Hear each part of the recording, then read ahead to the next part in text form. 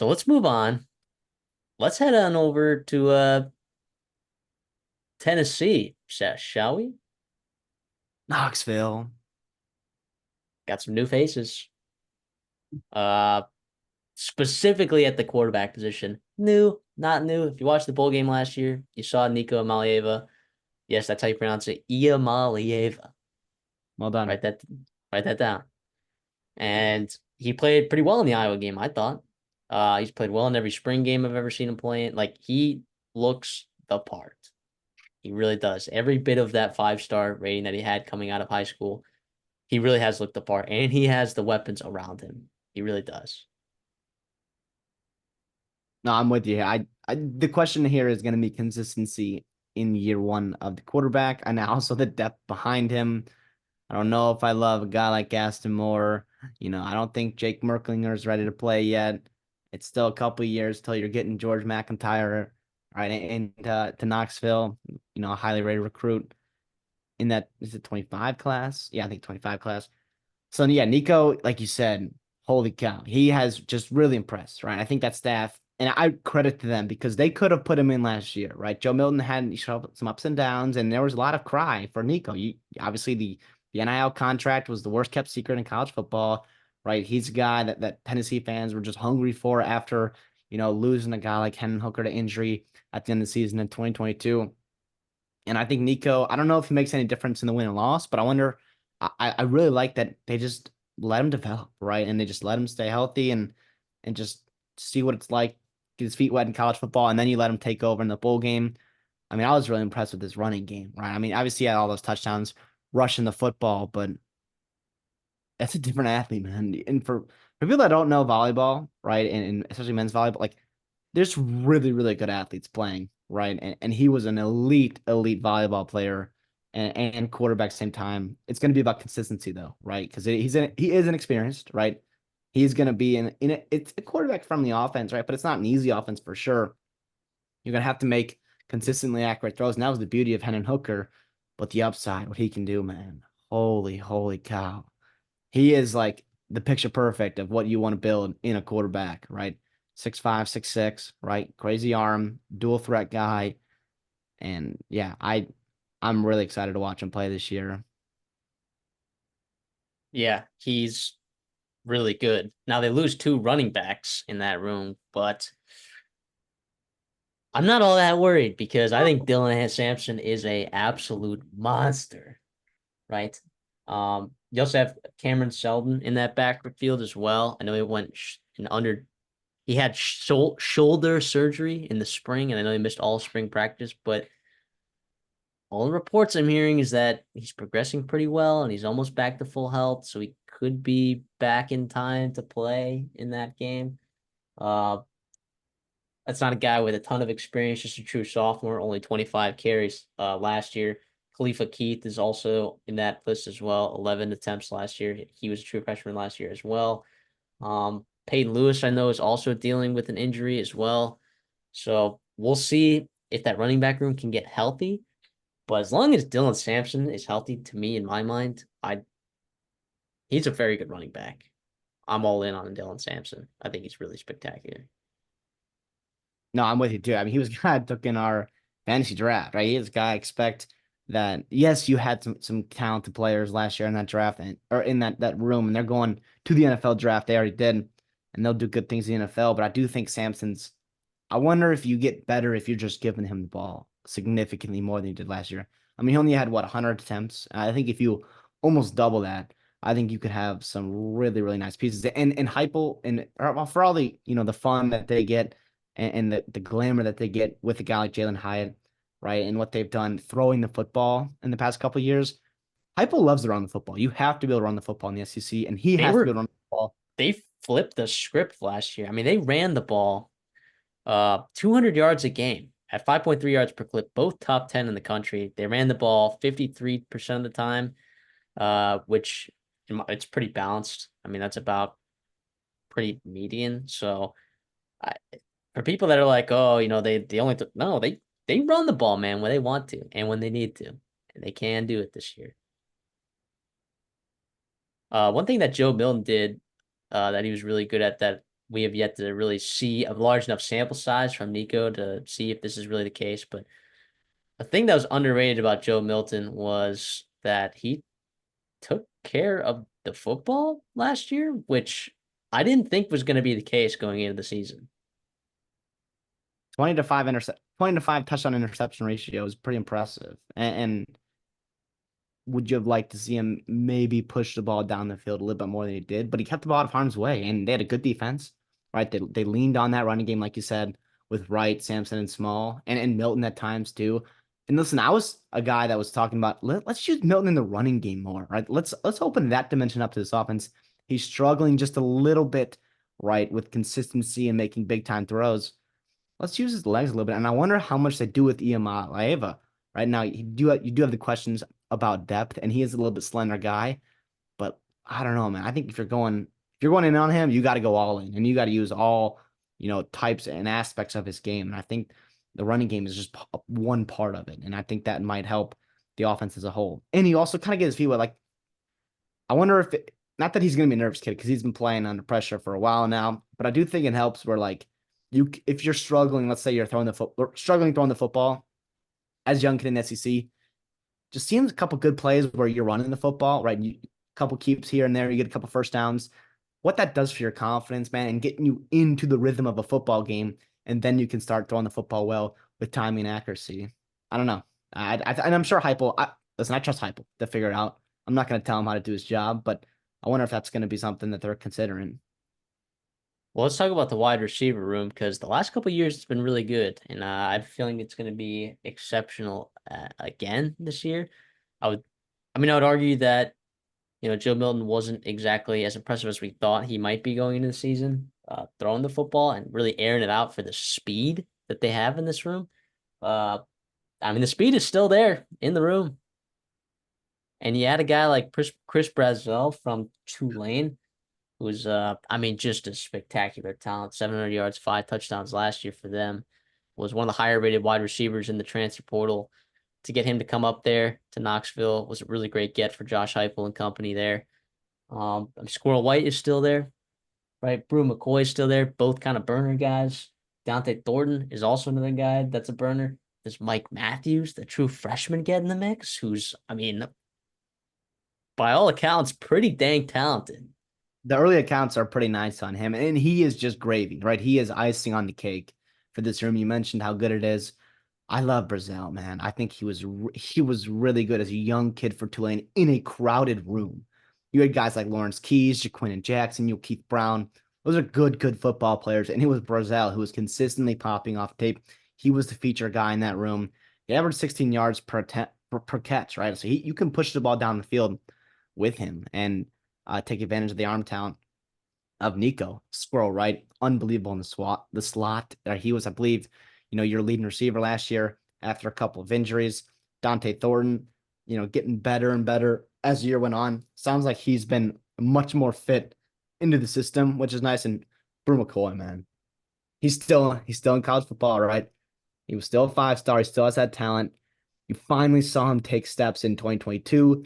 You were hoping he was going to be, the alpha in 2023, and unfortunately gets hurt. That was devastating for that room. He's back. He's hopefully healthy. I don't know if you're expecting him, to have that same juice as he did before. It was a pretty serious injury, but the reality is, anything it helps, man. That big body, that talent, that's really nice to have. And then even Holden stays, right? The tight end room. Holy cow. Yeah. Golden State, and they don't use tight ends much, right? They just don't.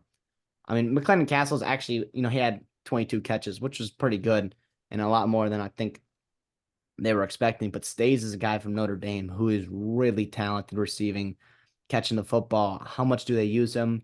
That remains to be seen, but he's a great compliment. And also, we've talked about it before, right? You love this point where to use tight ends down the middle of the field, to use big body receivers across the middle of the field, you need taller quarterbacks, or at least that helps, right? And Nico is as tall as they come, right? And I think he can really, really attack and put pressure, right down the middle of the defense.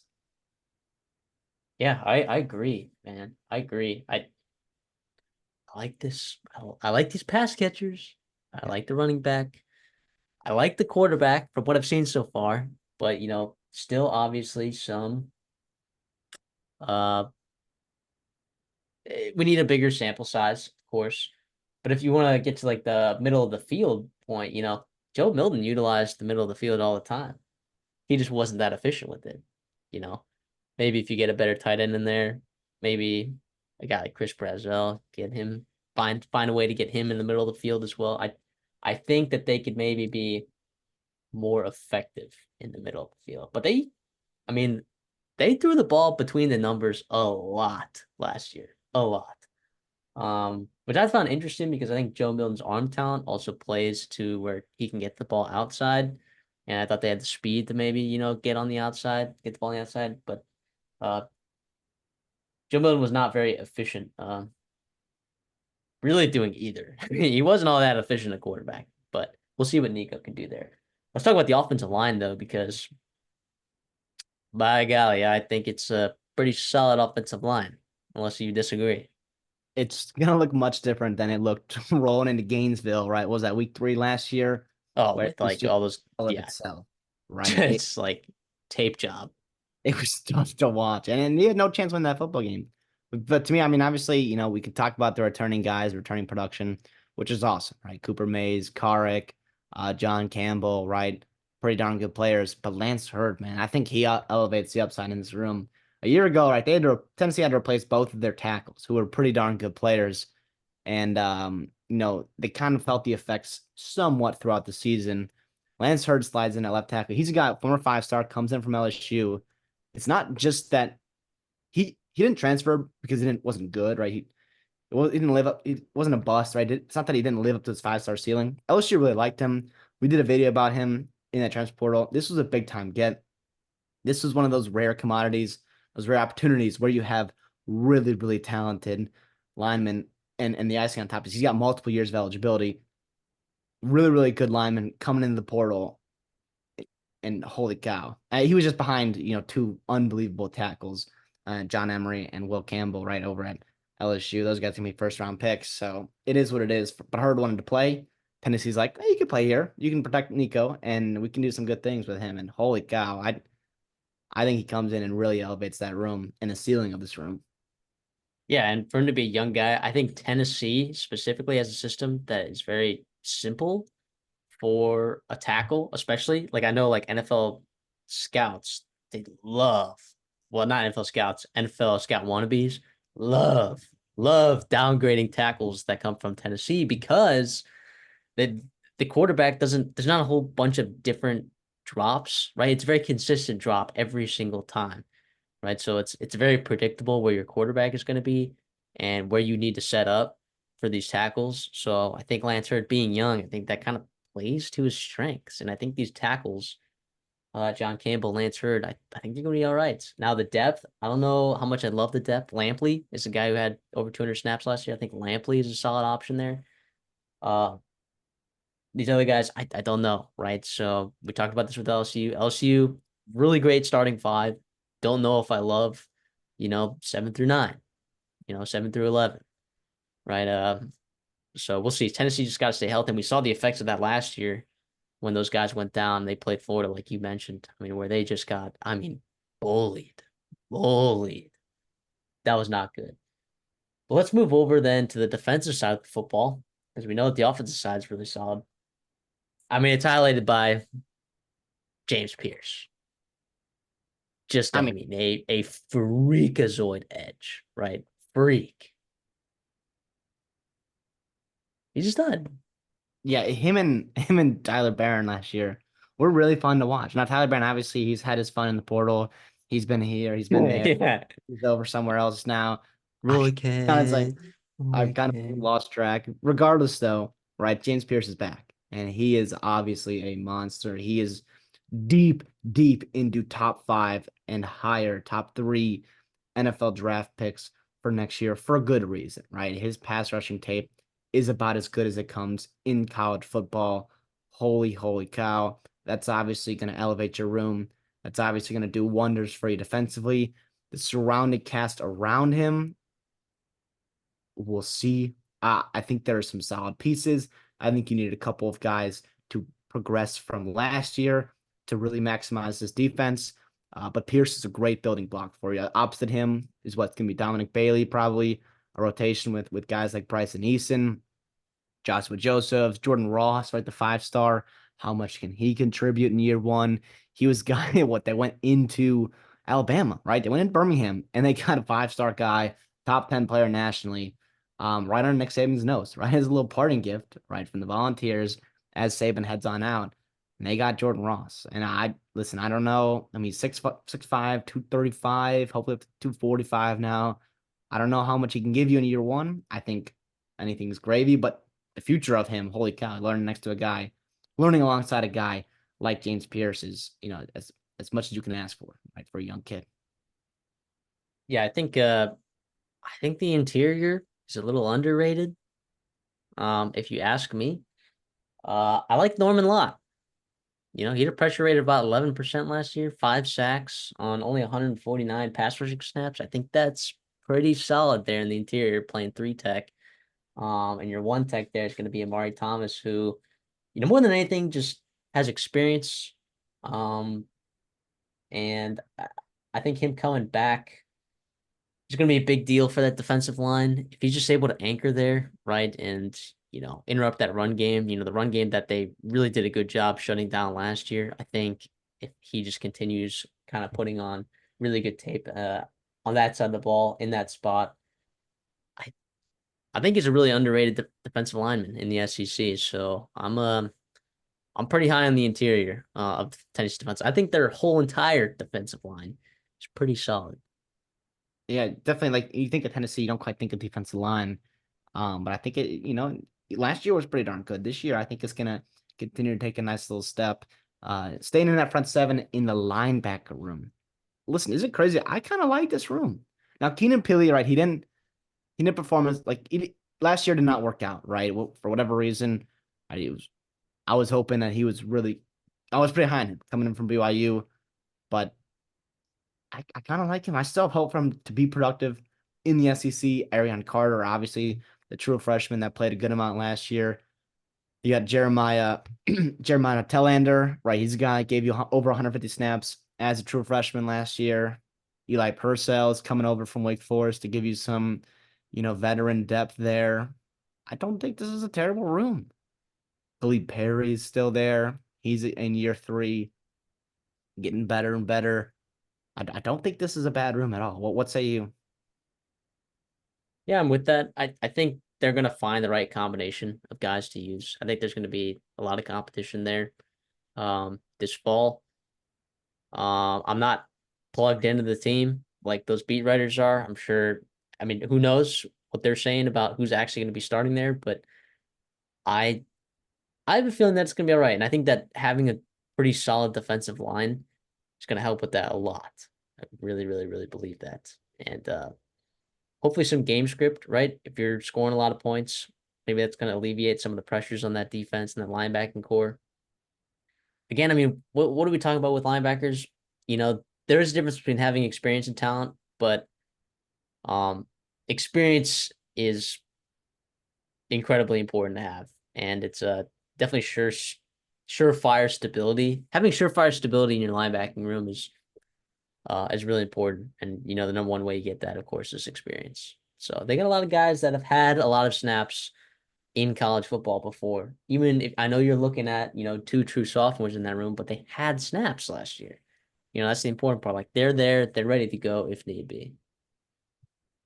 Yeah, yeah. And the question here, though, is the real big question I think everyone's thinking about is that secondary, right? It was pretty bad last year, and Yeah. did it get much better?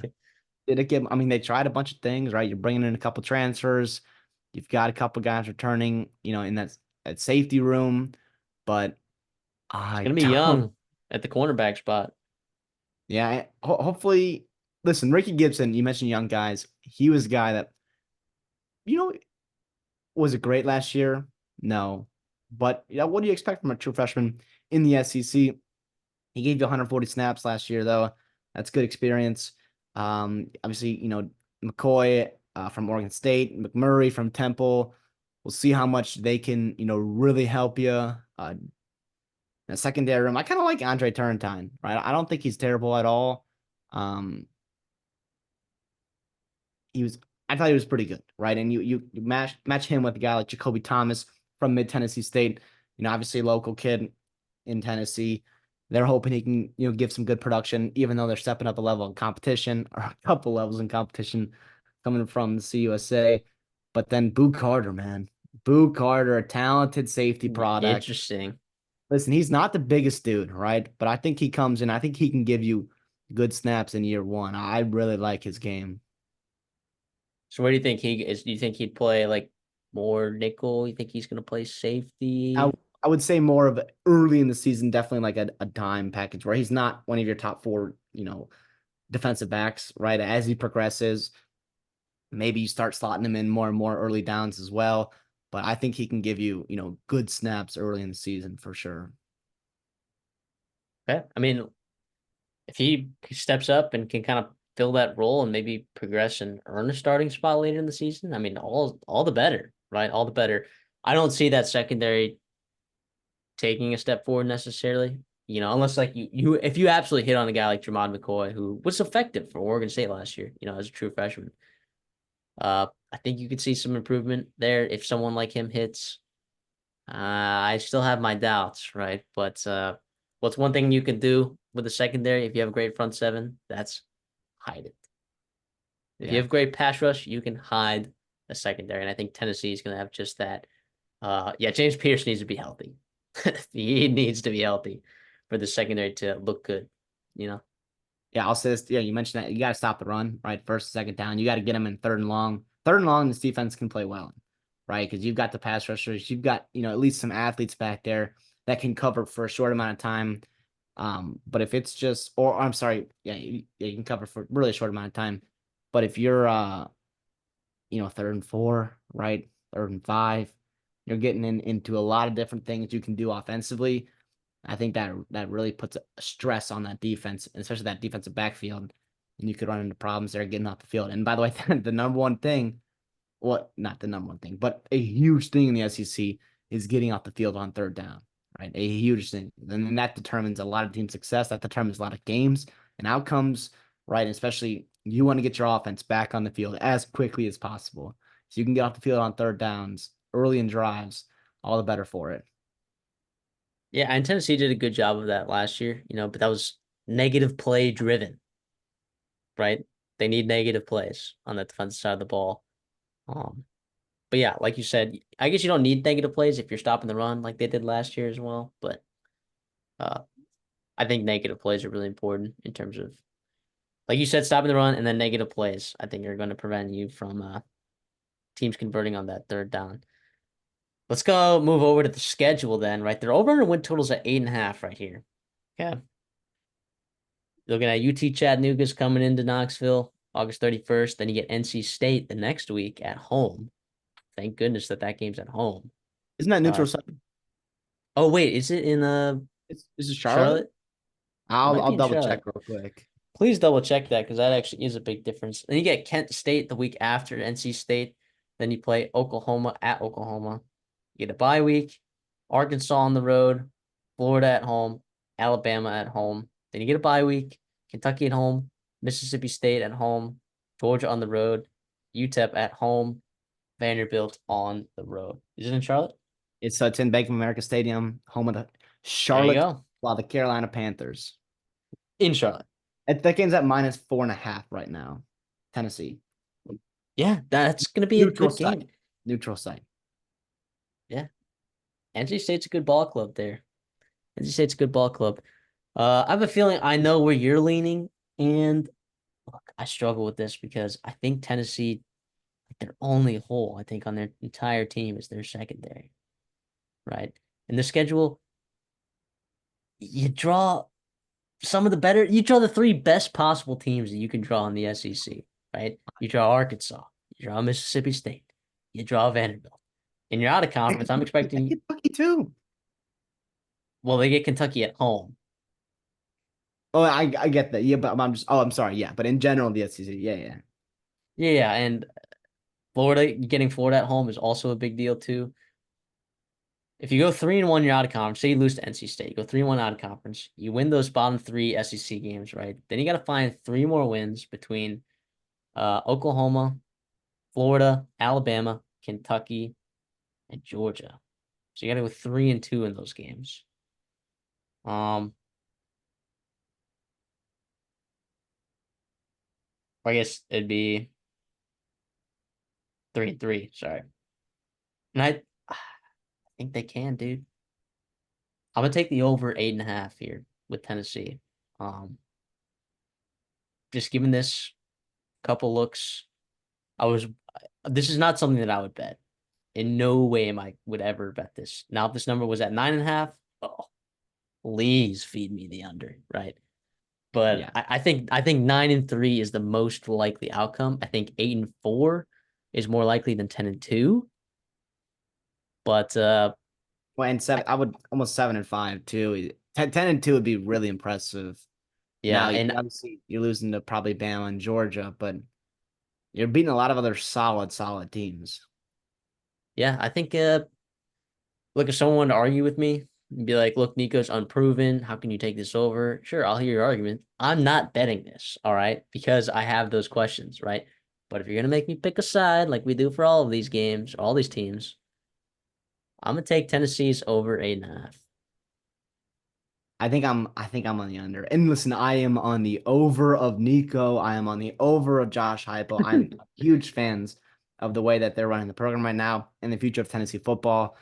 I think, they've got a lot of things aligned in the right direction moving forward, but it's just about the consistency offensively, right? I believe they're going to run the football well. I believe in Nico. I just worry about one or two bad games here and there, and you could lose to a team that you probably shouldn't lose to. And then also that secondary, while it might get a little bit better than last year, I think your defensive line, specifically your pass rush, it might get a little bit worse than last year. Kind of counterbalances, and I wonder if you could drop a game here or there because of it.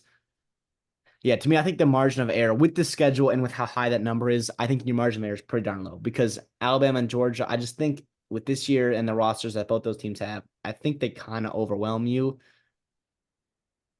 It's pretty much you can only drop one other game against a couple other pretty good teams on the road or neutral site.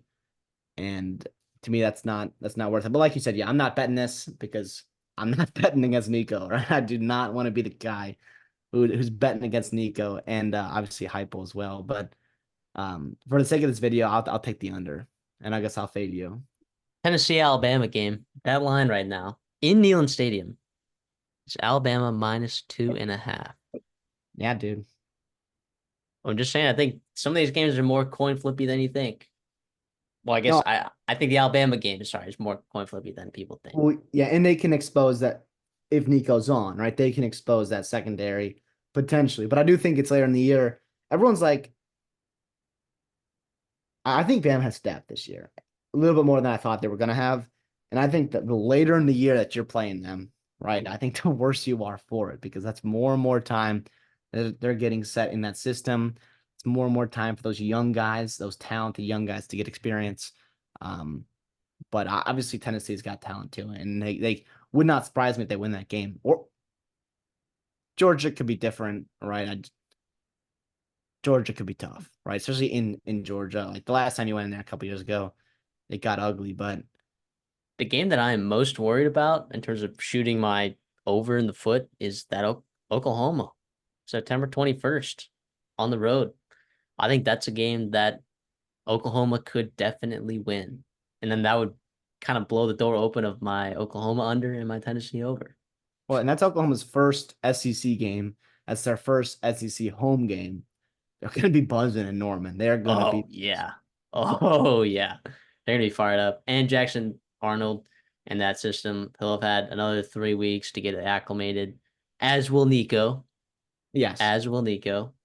Underrated quarterback duel there from that class. That's awesome. God, I the love future college football. the future of college football is in good hands, right? With that class right there, with those two, Childs. I guess I'll throw Arch Manning in there, right? We'll see if Dante Moore gets it together. Oh, Marshall Reed. Marcel Reed, dare I say Jalen Rayner, right? Oh my goodness. Yeah, that's a good class right there.